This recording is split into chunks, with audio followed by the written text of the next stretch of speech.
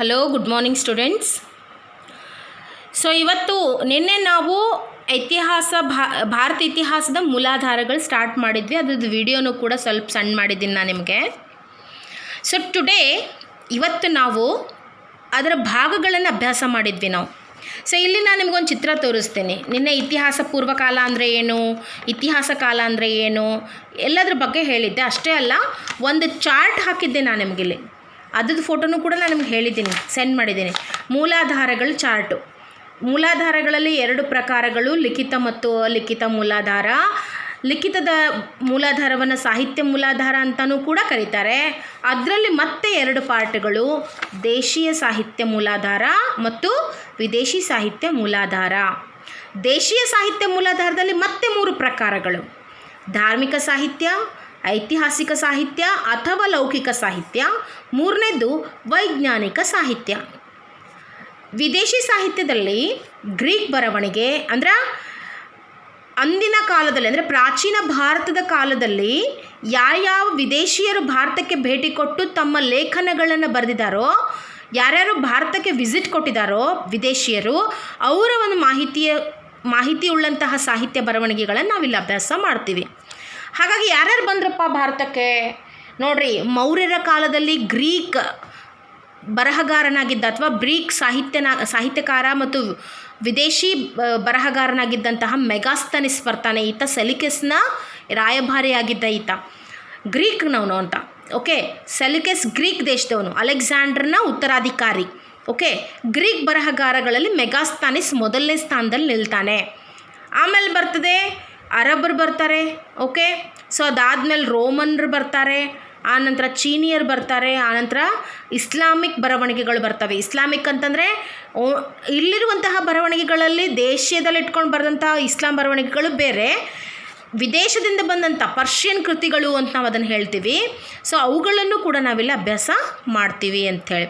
ಅಷ್ಟೇ ಅಲ್ಲ, ವಿಜಯನಗರ ಕಾಲದಲ್ಲಿ ನಾವು ಅನೇಕ ರೀತಿಯ ಯುರೋಪಿಯನ್ ರಾಷ್ಟ್ರಗಳಿಂದ ಬಂದಂಥ ಪರ್ಷಿಯನ್ ರಾಷ್ಟ್ರದಿಂದ ಬಂದಿದ್ದಾರೆ, ಆಮೇಲೆ ರೋಮನ್ ರಾಷ್ಟ್ರಗಳಿಂದ ಬಂದಿದ್ದಾರೆ, ಆಮೇಲೆ ಟರ್ಕ್ ರಾಷ್ಟ್ರದಿಂದ ಬಂದಿದ್ದಾರೆ. ಹೀಗೆ ನಾನಾ ರಾಷ್ಟ್ರಗಳಿಂದ, for example ಡಮಿಂಗೋ Pius, ನಿಕಟಿನ್, Barbosa, ಡೆಮಿಂಗೋ Pius, ಆಮೇಲೆ ಅಬ್ದುಲ್ ರಜಾಕ್, ಹೀಗೆ ಅನೇಕ ವಿದೇಶಿಗರು ಭಾರತಕ್ಕೆ ಆ ಒಂದು ಸಂದರ್ಭದಲ್ಲಿ ಬಹುಮನಿ ಮತ್ತು ವಿಜಯನಗರ ಸಾಮ್ರಾಜ್ಯವನ್ನು ಭೇಟಿ ಕೊಟ್ಟಿದ್ದನ್ನು ನಾವು ನೋಡ್ಬೋದು.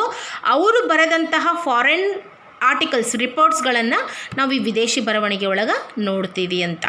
ಓಕೆ, ಸೊ ನೆಕ್ಸ್ಟ್ ಪಾಯಿಂಟ್ ಬರ್ತದೆ ಅಲಿಖಿತ ಮೂಲಾಧಾರಗಳು ಅಥವಾ ಪ್ರಾಕ್ತನ ಮೂಲಾಧಾರಗಳು ಅಥವಾ ಪುರಾತತ್ವ ಮೂಲಾಧಾರಗಳು ಅಂಥೇಳಿ. ಈ ಮೂಲಾಧಾರಗಳಲ್ಲಿ ನಾವು ಉತ್ಖನನಗಳು, ಸ್ಮಾರಕಗಳು, ಶಾಸನಗಳು, ನಾಣ್ಯಗಳು ಮತ್ತು ವರ್ಣಚಿತ್ರ ಅಥವಾ ಲಲಿತಕಲೆ ನೋಡ್ತೀವಿ. Okay, in these points we have to be see in archaeological ಸೋರ್ಸಸ್ನಲ್ಲಿ ನೋಡ್ತೀವಿ. ಆರ್ಕಿಯಾಲಜಿಕಲ್ ಮೀನ್ಸ್ ಪುರಾತತ್ವ ಮೂಲಾಧಾರ ಅಂಥೇಳಿ.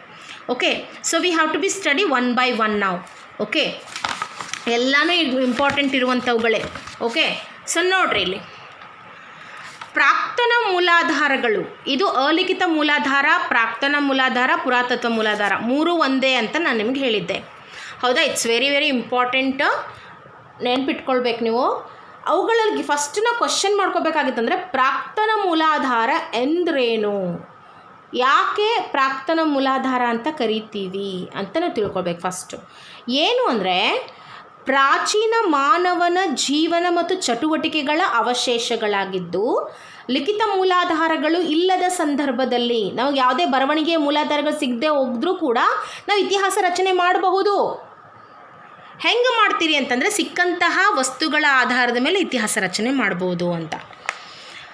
ಇವು ಏಕಮಾತ್ರ ಆಧಾರಗಳಾಗಿದ್ದು ಇತಿಹಾಸಕ್ಕೆ ನೇರ ಮತ್ತು ಪ್ರಾಮಾಣಿಕವಾದ ಆಧಾರಗಳಾಗಿ ಕೆಲಸ ನಿರ್ವಹಿಸ್ತವೆ.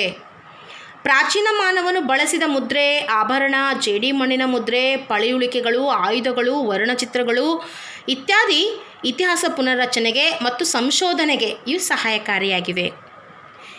ಒಟ್ಟಾರೆಯಾಗಿ ಪ್ರಾಕ್ತನ ಮೂಲಾಧಾರ ಅಂದರೆ ಏನಂದರೆ, ಪ್ರಾಚೀನ ಕಾಲದಲ್ಲಿ ಬಳಕೆ ಮಾಡಿಬಿಟ್ಟ ವಸ್ತುಗಳನ್ನು ಇತಿಹಾಸದ ಪುನರ್ರಚನೆಗೆ ಬಳಕೆ ಮಾಡಿಕೊಳ್ಳಲು ಆಧಾರಗಳಾಗಿ ಕಾರ್ಯನಿರ್ವಹಿಸ್ತವೆ ಅಂತ ನಾವು ಹೇಳ್ಬೋದು.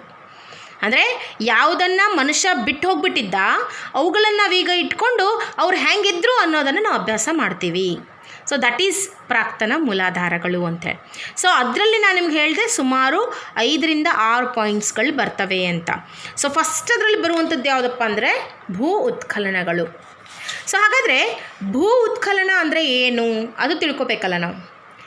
ಭೂಮಿಯ ಅಂತರಾಳದಲ್ಲಿ ಹುದುಗಿರುವ ಐತಿಹಾಸಿಕ ಮೂಲಾಧಾರಗಳನ್ನು ಹೆಕ್ಕಿ ತೆಗೆಯಲು ಕೈಗೊಳ್ಳುವ ವೈಜ್ಞಾನಿಕ ಭೂ ಅಗೆತವನ್ನು ಭೂ ಉತ್ಖನನ ಎಂದು ಕರೆಯುತ್ತಾರೆ ಅಂತ ನಾನು ನಿಮಗೆ ಹೇಳಿದೆ.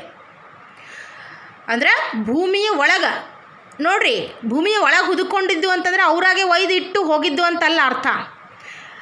ನೋಡ್ರಿ, ನಮ್ದು ಇದ್ರೊಳಗೆ ಭೂಮಿ ಮೇಲೆ ಅನೇಕ ರೀತಿಯಾದಂಥ ಪ್ರಕೃತಿ ವಿಕೋಪಗಳಾಗ್ತಾ ಇರ್ತವೆ. ಎಷ್ಟೋ ಮನುಷ್ಯರು ತಮ್ಮ ಪಳಿಯುಳಿಕೆಗಳು ಅಂದರೆ ಹೆಂಗೆ ಸತ್ತಿರ್ತಾರೆ ನೋಡ್ರಿ. ಭೂಕಂಪ ಆಯಿತು ಅಂದರೆ ಎಷ್ಟು ಜನ ಭೂಮಿ ಒಳಗೆ ಹೋಗಿರ್ತಾರೆ ರೀ. ಎಷ್ಟೋ ವರ್ಷಗಳ ನಂತರ ಅವ್ರ ತಲೆಬುರುಡೆನೋ ಮೂಳೆಗಳೋ ನಮಗೆ ಸಿಗ್ತವೆ.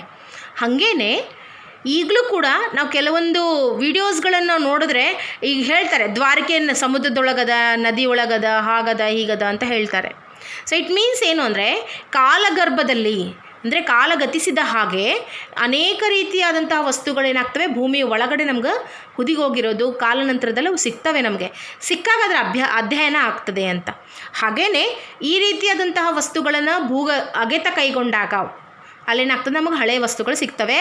ಆ ಹಳೆಯ ವಸ್ತುಗಳು ಯಾವ ಕಾಲಕ್ಕೆ ಸೇರಿದ್ದು ಅಂತ ತಿಳ್ಕೊಳ್ಳೋದಕ್ಕೆ ನಾವೇನಂತ ಕರಿತೀವಿ ಅಂದರೆ ಭೂ ಉತ್ಖನನ ಅಂತ ಕರಿತೀವಿ. ಅಂದರೆ ಭೂಮಿಯ ಅಂತರಾಳದಲ್ಲಿ ಹುದುಗಿಕೊಂಡಿರುವಂತಹ ಐತಿಹಾಸಿಕ ಮೂಲಾಧಾರಗಳನ್ನು ಹೆಕ್ಕಿ ತೆಗೆಯಲು ಕೈಗೊಳ್ಳುವ ವೈಜ್ಞಾನಿಕ ಭೂ ಅಗೆತವನ್ನು ಭೂ ಉತ್ಖನನ ಅಂತ ಕರಿತೀವಿ ಅಂತ. ಹಾಗಾದರೆ ಉದಾಹರಣೆ ಯಾವುದು? ಇತಿಹಾಸದಲ್ಲಿ ಮಾನವನು ಬಳಸಿದ ವಸ್ತುಗಳಾಗಿರ್ಬೋದು, ಸಿಂಧೂ ನಾಗರಿಕತೆಯ ಕಾಲದ ವಸ್ತುಗಳಾಗಿರ್ಬೋದು, ಶಿಲಾಯುಗದ ಕಾಲದಲ್ಲಿ ಮಾನವನು ಬಳಸಿದಂತಹ ಕಲ್ಲುಗಳು, ಆಮೇಲೆ ಜೇಡಿ ಮಣ್ಣಿನ ಬಿಲ್ಲೆ, ಆಮೇಲೆ ಒಡೆದ ಮಡಕೆ ಚೂರುಗಳು, ಅವ್ರು ಬಳಸಿದಂತಹ ಒಂದು ದೈನಂದಿನ ವಸ್ತುಗಳು, ಇವುಗಳನ್ನೆಲ್ಲ ನಾವೇನಂತ ಕರಿತೀವಿ ಅಂದರೆ ಪಳಿಯುಳಿಕೆಗಳು ಅಂತ ಕರಿತೀವಿ. ಪಳಿಯುಳಿಕೆಗಳು ಅಂತಂದರೆ ಉಳಿದು ಬಿಟ್ಟಿರುವಂಥ ವಸ್ತುಗಳು ಅಂತ. ಓಕೆ, ಉಳಿದು ಬಿಸಾಡಿರೋ ವಸ್ತುಗಳು, ವೇಸ್ಟ್ ಅಂತಲ್ಲ. ಮನುಷ್ಯ ಬಳಸಿರ್ತಾನೆ, ಬಟ್ ಅದಕ್ಕೆ ಯಾವುದೇ ರೀತಿಯಾದಂಥ ಒಂದು ಇದು ಸಿಕ್ಕಿರೋದಿಲ್ಲ. ಅಂದರೆ ಕಾಲಾನಂತರದೊಳಗೆ ಅದನ್ನು ನಾವು ಕಳ್ಕೊಂಡು ಬಿಟ್ಟಿರ್ತೀವಿ ಅಂತ. ಸೊ ಅದನ್ನು ಭೂ ಅಗೆತ ಮಾಡಿದಾಗ ಮತ್ತೆ ಪಡ್ಕೋತೀವಿ ಅಂತ. ಭೂ ಉತ್ಖನನ ಕೈಗೊಳ್ಳೋದು ಹೇಗೆ ಹಾಗಿದ್ರೆ ಅಂದಾಗ ಕಾರ್ಬನ್ 14 ಎನ್ನುವಂಥ ರಾಸಾಯನಿಕ ವಸ್ತುವಿನ ಬಳಕೆಯಿಂದ ವಸ್ತುವಿನ ಪ್ರಾಚೀನತೆ ತಿಳಿಲಿಕ್ಕೆ ಸಹಾಯ ಆಗ್ತದೆ. ಅಂದರೆ ಇದನ್ನು ನಾವು ಪೊಟ್ಯಾಷಿಯಂ ಮತ್ತು ಕಾರ್ಬೋನೇಟ್ C14 ಎನ್ನುವಂಥ ಒಂದು ಸಮ್ಮಿಶ್ರಿತವಾದ ರಾಸಾಯನಿಕ ವಸ್ತು. ಆ ವಸ್ತುವಿನ ಮೂಲಕನೂ ನಾವೇನು ತಿಳ್ಕೊಬೋದು ಅಂತಂದರೆ ರಾಸಾಯನಿಕ ಅಂಶಗಳನ್ನು ತಿಳ್ಕೊಬಹುದು ಅಂತೇಳಿ. ಸೊ ಸೆಕೆಂಡ್ ಪಾಯಿಂಟ್ ಬರ್ತದೆ ಸ್ಮಾರಕಗಳು ಅಂಥೇಳಿ. ಸ್ಮಾರಕಗಳು ಐತಿಹಾಸಿಕವಾದಂಥ ಸ್ಮಾರಕಗಳು ಮತ್ತು ನಿವೇಶನಗಳು, ಕೋಟೆಗಳು, ದುರ್ಗ, ಅರಮನೆ, ದೇವಾಲಯ ಇತ್ಯಾದಿಗಳನ್ನು ಒಳಗೊಂಡಿರ್ತದೆ. ಅವುಗಳನ್ನು ಸ್ಮಾರಕ ಅಂತ ಕರಿತೇವೆ ನಾವು. ಸ್ಮಾರಕ it means is nothing but ಏನಂದರೆ ಅದೊಂದು ರೀತಿಯಾದಂತಹ ಮಾನ್ಯುಮೆಂಟ್ಸ್ ಆಗಿ ಕೆಲಸ ಮಾಡ್ತದೆ. ಅಂದರೆ ಅದನ್ನು ಯಾರೂ ತೆಗೆದು ಹಾಕೋಕ್ಕಾಗಲ್ಲ, ಅದನ್ನು ಬದಲಿ ಮಾಡೋಕ್ಕಾಗಲ್ಲ. ಅದು ಹೆಂಗದೆ as it is we have to be accepted. Okay, so we should not change it ಅಂತ. ಈ ಬರವಣಿಗೆ ಆದರೆ ಅದನ್ನು ಹರಿದು ಹಾಕ್ಬೋದು, ಸುಡ್ಬೋದು. ಇದನ್ನು ನಾವು ಒಡೆದು ಹಾಕ್ಬೋದು, but it is not easy. ಅದು ಅಷ್ಟು ಈಸಿ ಅಲ್ಲ ಅಂತ. ಓಕೆ, ಒಂದಲ್ಲ ಒಂದು ರೀತಿಯಲ್ಲಿ ಅದರ ಅವಶೇಷಗಳು ಸಿಗ್ತವೆ ಅಂಥೇಳಿ. ಫಾರ್ ಎಕ್ಸಾಂಪಲ್ ನೋಡಿರಿ, ನಲಂದ ವಿಶ್ವವಿದ್ಯಾಲಯವನ್ನು ಬಕ್ತಿಯಾರ್ ಕಾಕಿ ಎನ್ನುವಂಥ ಒಬ್ಬ ಮುಸ್ಲಿಂ ದಾಳಿಕೋರ ಹಾಳು ಮಾಡಿದ್ದ. ಆದರೂ ಕೂಡ ಇವತ್ತಿಗೂ ಕೂಡ ನಲಂದ ವಿಶ್ವವಿದ್ಯಾಲಯದ ಅವಶೇಷಗಳನ್ನು ನಾವು ನೋಡ್ತೀವಲ್ಲ. How it possible? ಹೆಂಗೆ ಸಿಕ್ಕುತ್ತದು ನಮಗೆ? ಅಂದರೆ ಇತಿಹಾಸದ ಕಾಲಗರ್ಭದಲ್ಲಿ ಎಷ್ಟೇ ನಾವು ವಿನಾಶ ಮಾಡಿದ್ರೂ ಕೂಡ, ಎಷ್ಟೇ ಮನುಷ್ಯ ಅದನ್ನು ತಡೆ ಹಿಡಿದ್ರೂ ಕೂಡ ಅದು ಒಂದಲ್ಲ ಒಂದು ರೀತಿಯಿಂದ ಹೊರಗೆ ಬರ್ತದೆ ಅನ್ನುವಂಥದ್ದು. ಓಕೆ, ಸೊ ಹೀಗೇ ಸ್ಮಾರಕಗಳು ಕೂಡ ಕೆಲಸವನ್ನು ನಿರ್ವಹಿಸ್ತವೆ ಅಂತ. ಓಕೆನಾ? ಸೊ ಸ್ಮಾರಕಗಳಲ್ಲಿ ಎಲ್ಲಿಂದ ನಮಗೆ ಸ್ಟಾರ್ಟ್ ಆಯಿತು ಅಂದರೆ ಅಶೋಕನ ಕಾಲದಿಂದ ಸ್ಮಾರಕಗಳು ಪ್ರಾರಂಭ ಆದವು. ಸ್ಮಾರಕಗಳಲ್ಲಿ ಅಶೋಕನ ಸ್ಮಾರಕ, ಅದರಲ್ಲಿ ಗಯಾದಲ್ಲಿ ಬುದ್ಧನ ಜ್ಞಾನೋದಯ ಹೊಂದಿದ ಸ್ಥಳ, ಸಾರನಾಥ ಸ್ತಂಭ, ಮೌರ್ಯ ಕಾಲದ ಅರಮನೆಗಳು, ನಲಂದ ವಿಶ್ವವಿದ್ಯಾಲಯ, ಅಜಂತ ಎಲ್ಲೋರ, ಬಾದಾಮಿ ಐಹೊಳೆ, ಪಟ್ಟದಕಲ್ಲು, ವಿಜಯನಗರದ ಹಂಪಿ, ದ್ವಾರಸಮುದ್ರ, ಐಹೊಳೆ, ಬೇಲೂರು ಹಳೆಬೀಡು, ಗುಜರಾತಿನ ಸೋಮನಾಥ ದೇವಾಲಯ, ರಾಜಸ್ಥಾನದ ಅರಮನೆಗಳು, ದೆಹಲಿಯ ಕಟ್ಟಡಗಳು, ಕುತುಬ್ ಮಿನಾರ್, ತಾಜ್ ಮಹಲ್, ಕೆಂಪು ಕೋಟೆ, ಹೀಗೆ ಅನೇಕಾನೇಕ ಪ್ರಾಚೀನ ಕಾಲದ ರಾಜಕೀಯ, ಸಾಮಾಜಿಕ, ಆರ್ಥಿಕ, ಧಾರ್ಮಿಕ ವಿಷಯಗಳನ್ನು ಕುರಿತು ನಾವಿಲ್ಲಿ ಮಾಹಿತಿಯನ್ನು ಪಡೆದುಕೊಳ್ಬಹುದು. ಸೊ